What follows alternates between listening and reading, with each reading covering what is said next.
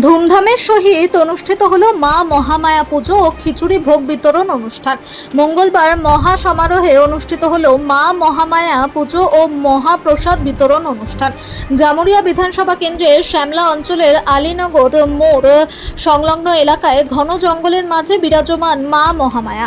সারা বছর নিত্য পুজো চললেও বছরের এই একটিবার শ্রাবণ মাসের শেষ দিন করে জাঁকজমকপূর্ণভাবে ধুমধামের সহিত মায়ের পুজো অনুষ্ঠিত হয় এবং কয়েক হাজার ভক্তের জন্য খিচুড়ি ভোগের আয়োজন করা হয়, যার ব্যতিক্রম হয়নি এবছরও। মন্দির কমিটি সূত্রে জানা যায়, এবছর এই পুজো প্রায় ৪৫ বছরে পদার্পণ করলো। শুরুর দিকে এই অনুষ্ঠানের ব্যক্তি এত বিশাল ছিল না, শুধুমাত্র পুজো এবং সামান্য প্রসাদ বিতরণের মধ্য দিয়ে অনুষ্ঠান সম্পন্ন হতো। কিন্তু দিন দিন এলাকার মানুষের সহযোগিতা এবং মায়ের কৃপায় এই অনুষ্ঠানকে আমরা বৃহৎ আকারে অনুষ্ঠিত করতে পারছি। তারা আরও জানান, এবছর প্রায় ১৫ থেকে ১৬ হাজার মানুষের জন্য খিচুড়ি ভোগের আয়োজন করা হয়েছে। আগামী দিনেও মানুষের সহযোগিতা থাকলে আরও বড় করে সম্পন্ন করতে পারবো এই অনুষ্ঠানকে ঘিরে যাতে কোনো রকম কোনো বিশৃঙ্খলা পরিস্থিতি সৃষ্টি না হয়, তার জন্য পাণ্ডবেশ্বর থানা পুলিশের কড়া নজরদারি ছিল। শুরু থেকে শেষ পর্যন্ত নির্বিঘ্নে সম্পন্ন হয় মায়ের পুজো ও খিচুড়ি ভোগ বিতরণ অনুষ্ঠান বলে জানান মা মহামায়া মন্দির কমিটি। দেখুন, আমাদের যে পুজোটা হয়ে আসছে দীর্ঘদিন, আমরা যখন একবার ছোটো ছিলাম তখন থেকে, কিন্তু বর্তমানে মোটামুটি ২১ বছর হলো মোটামুটি মহাসমারোহ এরকম হয়ে যাচ্ছে আর কি। আমাদের এখানে পুজোর রীতিটাই এমন ছিল আর কি, আমার যদি চাষ না হতো না, আমরা ঠিক শ্রাবণ মাসের শেষ দিনে আমরা এই জলই চাইতাম আর কি। তার জন্য কিন্তু আমাদের উৎসবটা শুরু হতো। ঈশ্বরের আশীর্বাদ আজকে কিন্তু আমরা বৃষ্টিটা পেয়েছি আর কি। একদিক দিয়ে আমাদের আমরা যেটা উপহার সেটুকু পেয়ে গেছি। যাক, আমাদের এখানে আমাদের কাজল তো বললো কতদিন ধরে, তো ২১ বছর থেকে আমাদের মোটামুটি মহাসভা এখন বিশাল আকার ধারণ করছে, আপনারা দেখতেই পাচ্ছেন।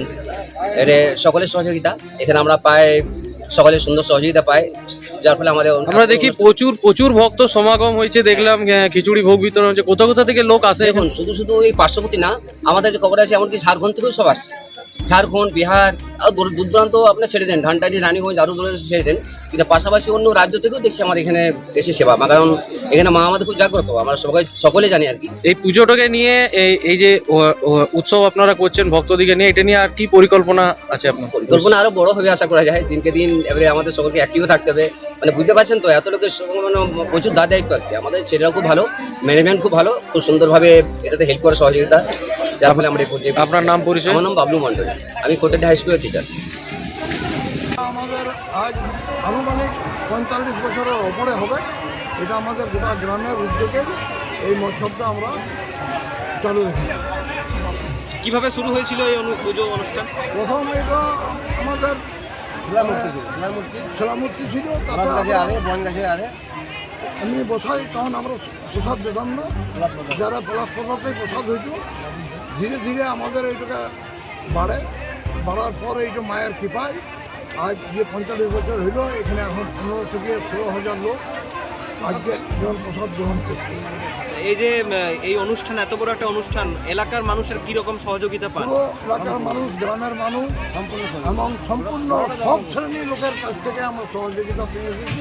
এখানে কাউরি চাঁদা নেওয়া হয় না, মায়ের ইচ্ছাতে এখানে সবাই দান করে, সেই দানের উপরে এই মহোৎসবটা আমাদের চলছে। আগামী দিনে অনুষ্ঠানটিকে নিয়ে কী ভাবনা রয়েছে?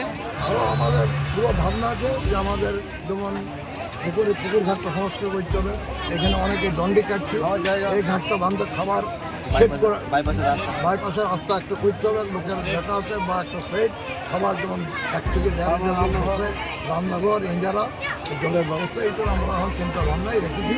যদি মায়ের কৃপা হয় বা সকলের সহযোগিতা পায়, তাহলে এটা আমরা করে উঠতে পারবো আশা রাখছি। আপনার নাম করি? আমার নাম সুনীল মণ্ডল।